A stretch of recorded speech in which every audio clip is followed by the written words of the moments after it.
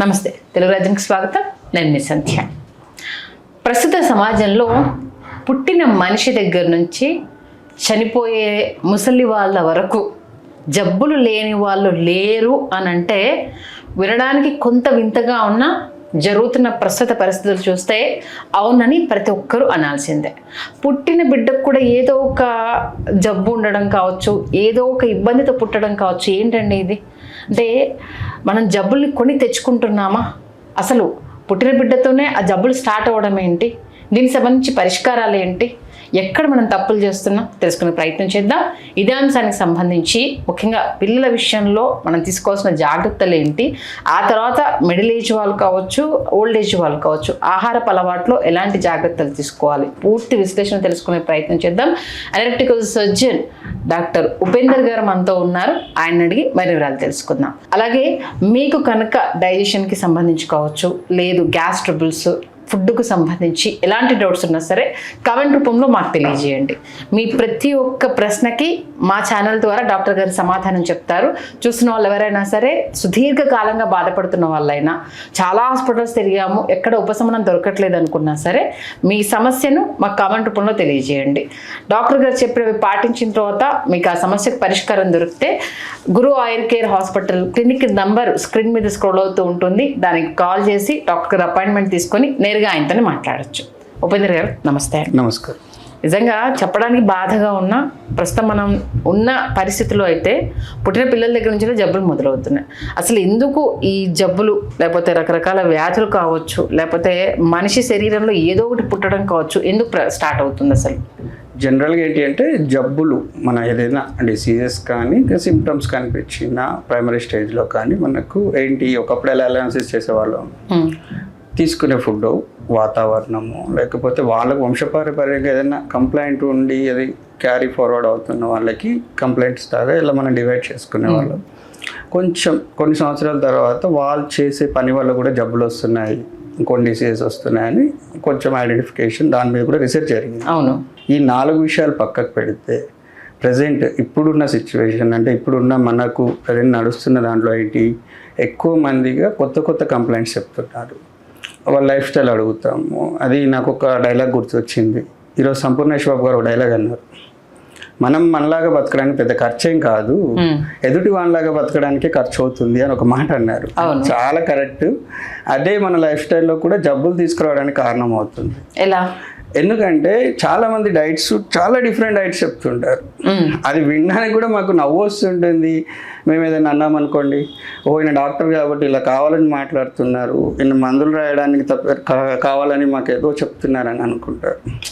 మీరు ఉన్న పరిస్థితులు, మీరున్న వాతావరణము, మీరు చిన్నప్పటి నుంచి తీసుకున్న ఫుడ్, దానికి ఆధారపడే మీ లైఫ్ స్టైల్ ఉంటుంది. దాన్ని బట్టే మీ డైజెషన్ సిస్టమ్ మార్పుగా ఉంటుంది. సడన్గా వన్ టైం డైట్కి వచ్చేయడము, సడన్గా లిక్విడ్ డైట్కి వచ్చేస్తారు, సడన్గా ఫాస్టింగ్స్లో వెళ్ళిపోతారు.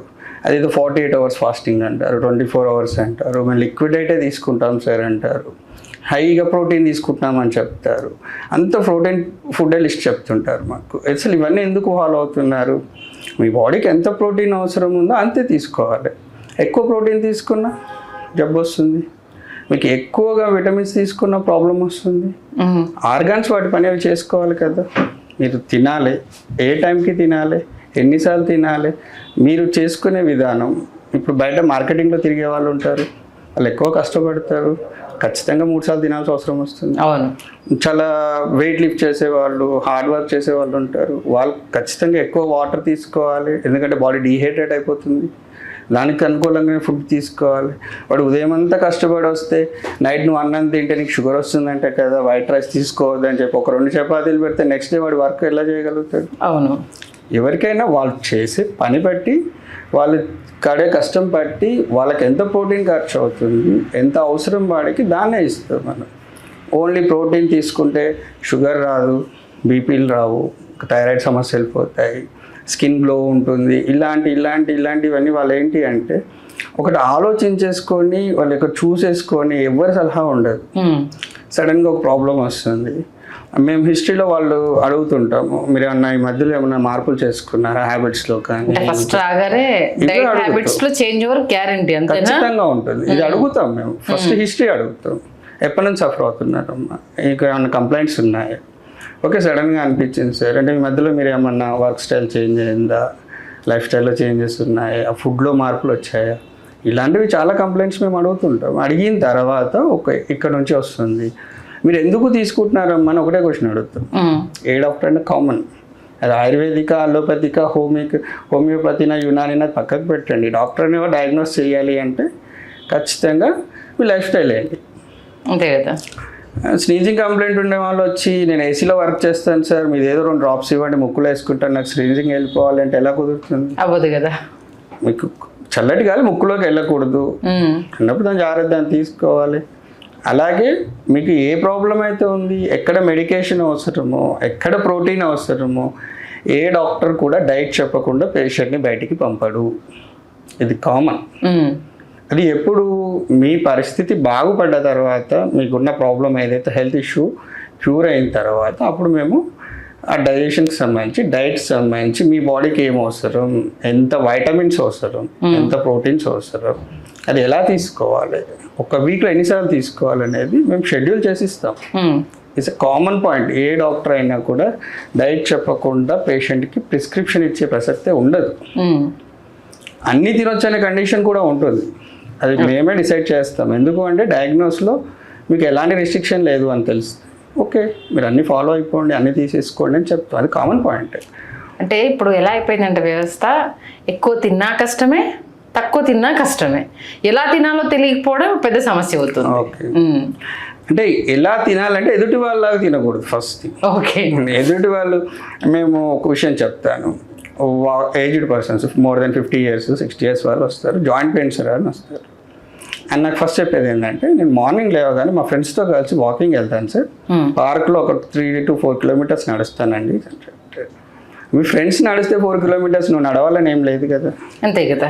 నీకు ఎంత కెపాసిటీ ఉంది, 1 kilometer 2 kilometersకి పెయిన్ అనిపిస్తే నువ్వు రెస్ట్ తీసుకో, ఓకే, తర్వాత మళ్ళీ రీస్టార్ట్ చేయి. లేదు సార్ డైలీ 5 kilometers ఖచ్చితంగా నడవాలంటే కదా. ఎవరు చెప్పారు 5 kilometers అని? ఏ బుక్లో రాసింది 5 kilometers ఖచ్చితంగా నడవాలని? ఓకే, మా ఫ్రెండ్ ఉదయాన్నే లిక్విడ్ డైట్ తీసుకుంటాడు సార్, జావే తాగుతాడు, ఏది తాగడని. వాళ్ళు ఎవరో తాగుతుంది నీకెందుకు? నీ లోపల డైజెషన్కి సంబంధించి జ్యూసెస్ రిలీజ్ అయినప్పుడు దానికి సఫిషియెంట్గా అంత క్వాంటిటీ ఆఫ్ ఫుడ్ వెళ్ళాల్సిందే.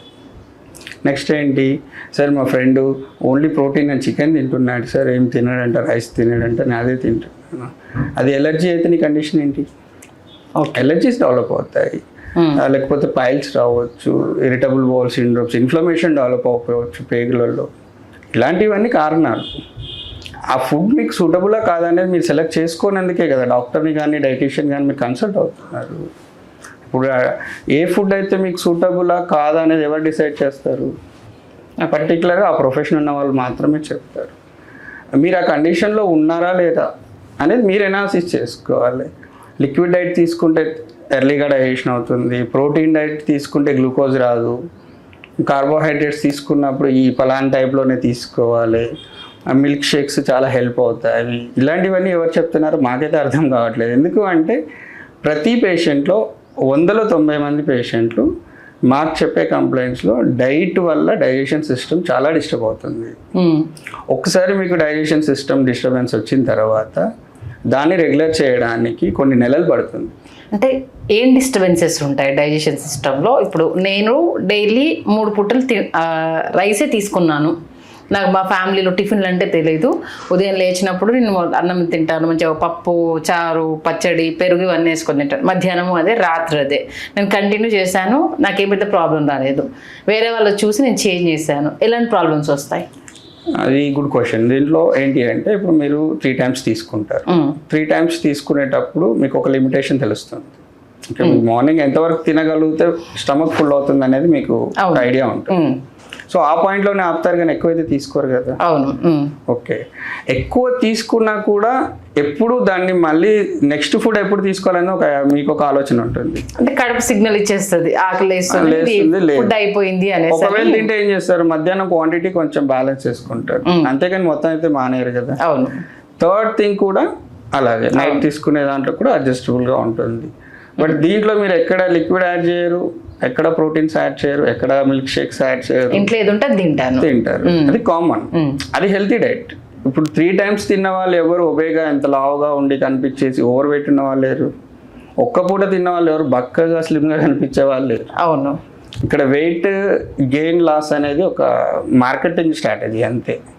మీరు ఎందుకు వెయిట్ అవుతున్నారు అనేది, ఎందుకు వెయిట్ లాస్ అవుతున్నారు అనేది నెంబర్ ఆఫ్ రీజన్స్ ఉంటాయి. ఆ రీజన్స్కి ఫుడ్కి సంబంధం లేదు. ఓకే. ఎవరు ఓవర్ వెయిట్ ఉన్న డాక్టర్ ఎవరు కూడా మీరు కంప్లీట్గా ఫుడ్ మానేయమని చెప్పారు. అలా చెప్తాడని డాక్టర్ కాదు. ఎందుకు అంటే మీరు వెయిట్ ఉన్నారంటే అంతే పర్సంటేజ్ ఆఫ్ ప్రోటీన్ మీ బాడీకి అవసరం, న్యూట్రిషన్ చాలా అవసరం. ఇది లాస్ అవుతే మీకు ఎవరికి కంప్లైంట్? మీకే కంప్లైంట్. అవును. ఇమీడియట్గా జాయింట్ పెయిన్స్ వస్తుంటాయి, ఇమీడియట్గా వీక్నెస్ ఉంటుంది, ఇమీడియట్గా గిడ్డీనెస్ ఉంటుంది, చాలా కంప్లైంట్స్ ఉంటాయి. ఈ వీక్నెస్, గిడ్డీనెస్ ఇలాంటి కంప్లైంట్స్ అన్నీ కూడా ఏంటి, దేనికి సంబంధించినవి?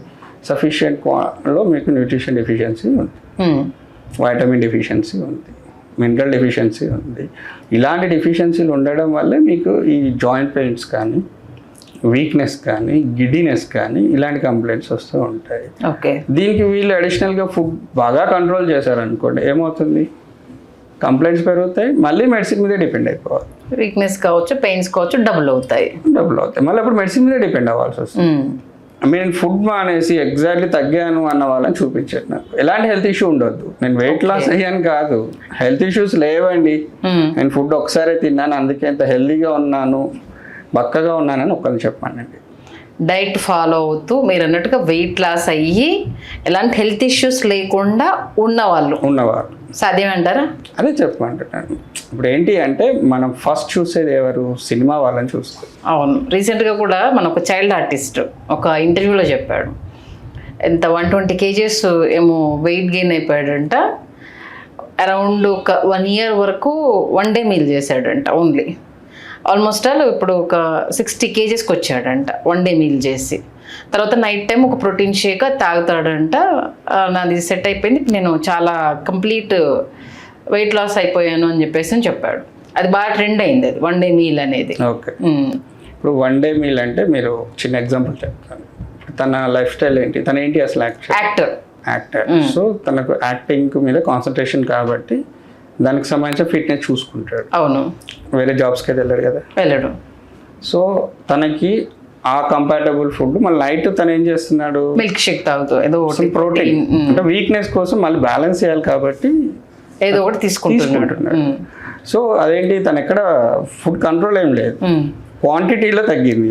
ఓకే. అంటే 1 day మీరు అన్నట్టుగా మార్నింగ్ టైము 1 day మీల్ అన్నప్పుడు ఫుల్గా తినేస్తున్నాడు కాబట్టి అది ఆ ఎంగేజ్కి బ్యాలెన్స్ అవుతుంది. జస్ట్ తను 25 అరౌండ్ మధ్యలో వాళ్ళు లిక్విడ్స్ తీసుకుంటారు. వాటర్ రెగ్యులర్గా, నాట్ వాటర్, జ్యూసెస్ లోనే తీసుకోమని చెప్తారు. ఓకే. ప్లెయిన్ వాటర్ ఎప్పుడు వాళ్ళకి వర్కౌట్ అవ్వదు, ఖచ్చితంగా జ్యూసెస్ లోనే తీసుకోవాలి. దాన్ని మళ్ళీ క్యారీ ఫార్వర్డ్గా నెక్స్ట్ వచ్చేసి మిల్క్ షేక్స్. ఇది షెడ్యూల్. ఓకే. ముఖ్యంగా ఏంటంటే తనకి ఏమి వేరే ఎంగేజ్మెంట్ ఏం లేదు, ఓన్లీ వాళ్ళకి యాక్టింగ్ వర్క్ ఎంగేజ్మెంట్ దానికి కావాలి కాబట్టి తను టార్గెట్ పెట్టుకొని కరెక్ట్గా తను అంతవరకు వచ్చాడు. ఇది ఇప్పుడు health state. After 2 to 3 years తర్వాత నా హెల్త్ స్టేట్ ఎలా ఉంటుంది అనేది మనకు అండర్లైన్ పాయింట్. స్టూడెంట్ ఉన్నాడు, తను మార్నింగ్ కాలేజ్కి వెళ్తాడు, హడావుల్లో ఎంతో కొంచెం బ్రేక్ఫాస్ట్ చేస్తాడు, ఒక డే స్కిప్ చేస్తాడు, ఈజ్ ఎ కామన్. ఆఫ్టర్నూన్ వాళ్ళు క్యాంటీన్లో తింటారు, ఒక్కొక్కసారి అది స్కిప్ చేసే వాళ్ళు ఉంటారు. ఈవినింగ్ వచ్చి తినేసి మళ్ళీ నైట్ తింటారు లేదా. ఇప్పుడు మోస్ట్ ఆఫ్ ది స్టూడెంట్లో ఎక్కువ కంప్లైంట్ ఏంటి? Gas trouble. ఎందుకు వస్తుంది? Constipation or gas trouble both. టైంకి తినకపోవడం, స్కిప్ చేయడం ఏదో ఒకటి. ఫస్ట్ ఆర్ బ్రేక్ఫాస్ట్, లేకపోతే లంచ్, లేకపోతే డిన్నర్, ఏదో ఒకటి అయితే స్కిప్ అవుతుంది. దీన్ని వీళ్ళు బ్యాలెన్స్ చేయడానికి ఏం చేస్తుంటారు? కార్బోనేటెడ్ వాటర్స్, కార్బోనేటెడ్ డ్రింక్స్, లేకపోతే ఫాస్ట్ ఫుడ్ తింటారు. ఆ తినడం వల్ల ఏమవుతుంది? దాని డైజెషన్ టైం కూడా డిలే అవుతుంది. ఇంకంపాటబుల్ ఫుడ్ అది.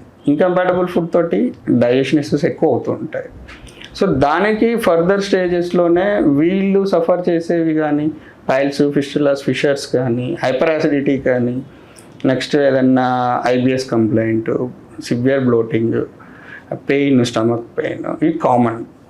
దీంతో వాళ్ళకి నెక్స్ట్ వచ్చేది ఏంటి? న్యూట్రిషన్ డెఫిషియన్సీ వస్తుంది. ఎందుకంటే ఫుడ్ ప్రాపర్గా డైజెషన్ అవ్వదు, అబ్జార్ప్షన్ అవ్వదు, సపరేషన్ జరగదు. డైజెషన్ సిస్టమ్ పని రెండు. ఫస్ట్ ఏంటి డైజెషన్ అండ్ సపరేషన్లో మనకు వేస్ట్ వెళ్ళిపోతుంది, న్యూట్రిషన్ సపరేట్ అవుతుంది, అది బ్లడ్లోకి వచ్చేస్తుంది, వేస్ట్ బయటకు వెళ్ళిపోతుంది.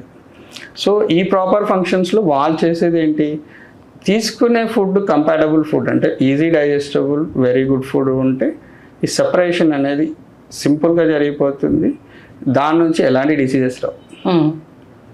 కానీ స్కిప్ చేయడము లేకపోతే హెవీ డైటో మినిమం అంటే లో డైటు లేకపోతే అసలు లిక్విడ్ డైట్స్ ఇలాంటి చేయడం వల్ల ఏమవుతుందంటే ఫస్ట్ డెవలప్ అయ్యే సిమ్టమ్ ఇస్ అన్ ఇండైజెషన్, తర్వాత అది లీడ్స్ టు హైపర్ యాసిడిటీ అవ్వచ్చు, ఐబిఎస్ అవ్వచ్చు అని ఏదైనా కంప్లైంట్ కూడా మీకు రావచ్చు. వన్స్ ఒకటి స్టార్ట్ అయిన తర్వాత ఆటోమేటిక్గా దాని రిలేటెడ్గా ఇంకోటి కంటిన్యూ అవుతూనే ఉంటుంది కదా, ఎందుకంటే దాని రిలేటెడ్గా ఏదో ఒక టాబ్లెట్ వేస్తాము, అది అప్పటి వరకు బాగానే పనిచేస్తుంది, మళ్ళీ దానికి ఏదైనా ఫుడ్ సరిపడింది తీసుకోలేదు అనుకోండి, అది ఇంకోటి రియాక్షన్ అవుతూ ఉంటుంది, అది అక్కడ అయిపోయిందని మళ్ళీ ఇంకో దగ్గరికి వెళ్తే కంప్లీట్ మళ్ళీ టాబ్లెట్స్ మీద డిపెండ్ అవ్వాల్సి వస్తుంది. మీరు ఏ డాక్టర్ని అడగండి, మీరు ఎక్కడ అలోపతిక్లో అడుగుతారా ఎక్కడని అడగండి, సార్ డైరెక్ట్గా అల్సర్ రావడానికి ఛాన్స్ ఉందా, గ్యాస్ట్రిక్ అల్సర్ డైరెక్ట్గా వస్తుంది అసలు ఎక్కడైనా రాదు. So primary case indigestion, next hyper acidity, next స్టేజ్లో అల్సర్ డెవలప్ అవుతుంది. ఓకే, ఈ మధ్యలో ఒక ఇన్ఫ్లమేషన్ కండిషన్ ఉంటుంది, అది కూడా రిలేటెడ్ సేమ్ సిమ్టమ్స్ మీకు అల్సర్లో ఎలా ఉంటాయో ఇన్ఫ్లమేషన్ వచ్చినప్పుడు కూడా అలానే ఉంటుంది. ఈ స్టేజ్ని మనం బ్రేక్ చేయగలిగితే అల్సర్ దాకా వెళ్ళదు. ఓకే, వన్స్ అల్సర్ వచ్చిన తర్వాత అది మీకు non healing condition.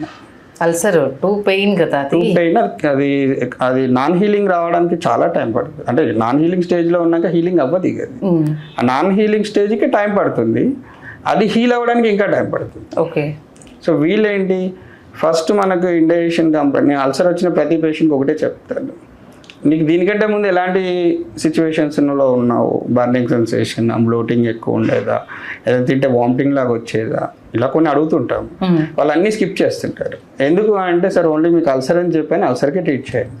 Okay, ulcer తగ్గింది అనుకోండి మళ్ళీ తన లైఫ్ స్టైల్ పాతది, అదే ఇంకంపాటబుల్ ఫుడ్, అదే హెవీ ఫుడ్, అదే కార్బోనేటెడ్ వాటర్, అదే చిట్కా వైద్యాలు, అన్నీ అంతే.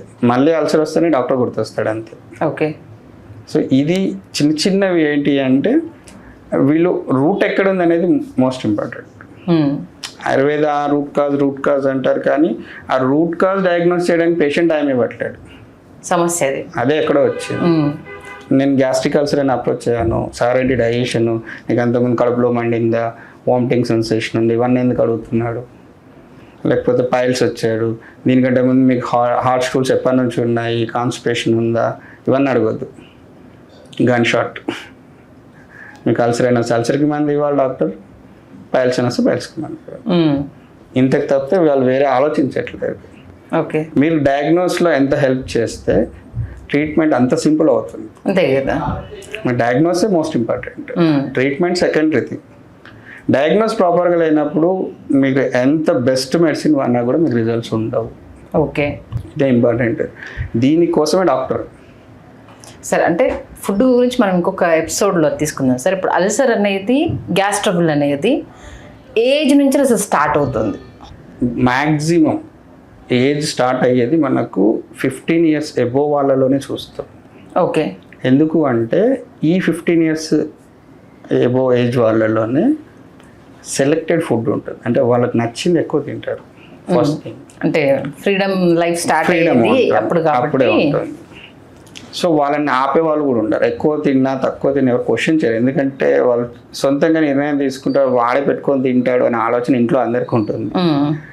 ఇలాంటి ఏజ్లోనే వాళ్ళు ఏం చేస్తారు అంటే కొన్ని ఫ్రెండ్స్తో ఉన్నప్పుడు లేకపోతే ఫంక్షన్స్లోనో ఎక్కడో సోషల్గా ఉన్నప్పుడు ఈ హ్యాబిట్స్ కొన్ని అలవాటు అయిపోయి ఉంటాయి. కూల్ డ్రింక్స్ ఎక్కువ తాగడము, కొంతమంది స్మోకర్స్ ఉంటారు, కొంతమంది మసాలా ఫుడ్స్ రెగ్యులర్గా తినాలంటారు. ఇవన్నీ ఏమైపోతాయి అంటే లీడ్స్ టు అల్సర్. ఓకే, ఆ అల్సర్ కంప్లైంట్ రావడానికి ఇవన్నీ వన్ బై వన్ కారణాలు అనమాట. అందుకని ఏంటి అంటే ఈ మనం ఎప్పుడైతే చైల్డ్హుడ్లో అంటే 14 years బిలో వరకు చైల్డ్ అన్నట్టు, యాక్చువల్లీ 18 years వరకు చేయాలి అన్నట్టే. బట్ ఇప్పుడున్న ట్రెండ్లో ఏంటి అంటే 15 years వాడు ఎక్కడ కాలేజ్కి బయటికి పంపించడం, మనము అక్కడ ఫుడ్ అలవాటు పడిపోవడం, ఇలాంటి సమస్యలు ఉన్నాయి కాబట్టి వాళ్ళు మనం ఎస్టిమేషన్ చేయలేము. ఓకే. బట్ స్కూల్ ఏజ్ వరకు ఏంటి అంటే మనమే సెలెక్టెడ్గా ఫుడ్ పెడతాం కాబట్టి ఎక్కువ పేషెంట్స్ వచ్చే వాళ్ళంతా కాన్స్టిపేషన్ లేకపోతే గ్యాస్ స్టవ్ అలాంటి చిన్న చిన్న కంప్లైంట్స్ చెప్తారు, కానీ అల్సర్స్ అవి చెప్పారు. మాకు పైల్స్ చెప్పే అండర్ 14 కూడా పైల్స్ పేషెంట్స్ వస్తారు పిల్లలు మాకు. వాళ్ళ పేరెంట్స్ ఎక్కువ చెప్పేది ఏంటి అంటే ఈ ఎక్కువగా ఫ్రైడ్ ఐటమ్స్ తింటుంటారు సార్, చికెన్ ఎక్కువ తింటుంటారు, ఎక్కువగా వాళ్ళకి ఏంటంటే డీప్ ఫ్రై ఐటమ్స్ ఎక్కువ ఇంట్రెస్ట్గా తినే పిల్లలు, రెగ్యులర్గా కూల్ డ్రింక్ లేకపోతే ఏడుస్తారు సార్, ఇలాంటివి ఖచ్చితంగా ఇవ్వాల్సి వస్తుంది. దానివల్ల కొంచెం కాన్స్టిపేషన్ ఎక్కువగా సఫర్ అవుతున్నాము అని చెప్తుంటారు. ఓకే. అది leads to piles common. So more than మీరు అల్సర్స్ గురించి ఎక్కువగా ఎవరు అంటే అబోవ్ ద 15 years. ఓకే. ఇక అది అంటే మీరు 60-70 years వచ్చే వరకు కామన్గా ఉంటుంది. సో మనకు బిలో 15 yearsలో అల్సర్స్ రావడం అనేది వెరీ రేర్, అసలు ఉండవు కేసెస్, చాలా తక్కువ.